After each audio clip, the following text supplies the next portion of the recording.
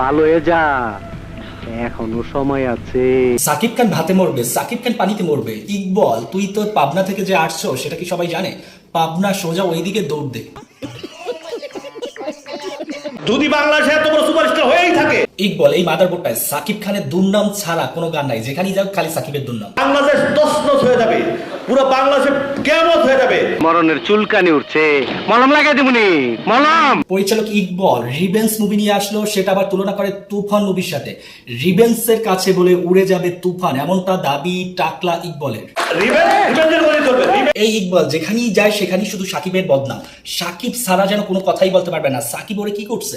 যেখানেই যাবে ইন্টারভিউ দিবে, মিডিয়ার সামনে কথা বলবে, যে কোনো ইস্যুতে সাকিব খানকে দেখাই দিবে, সাকিব খানকে বুঝাই দিবে, অমুক করবে। সাকিবের তুফান সিনেমাকে নাকি উড়াইয়ে মুড়াই দেবে। আমরা অলরেডি জেনেছি তুফান ছবিকে আটকানোর জন্য এই ইকবল কিন্তু অনেক পায়তারা করেছে।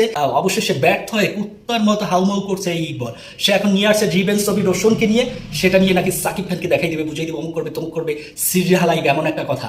প্রত্যেকবার মিডিয়ার সামনে যায় সাকিবের বদনাম, সাকিবের বদনাম ছাড়া ওর কোনো খাওয়াই না। আসলে সত্যি কথা বলতে কি, সাকিবের কথা বলে একটু ভাইরাল হওয়া যায় কিনা, একটু মানুষ চেনে কিনা, একটু ভিউ হয় কিনা, ভিউ ব্যবসা হয় কিনা, সবকিছু মিলিয়ে সাকিবের বদনাম করলেই মনে করে যে আমি অনেক বড় হয়ে যাব। এটাই হচ্ছে ইকবলের মেইন সমস্যা।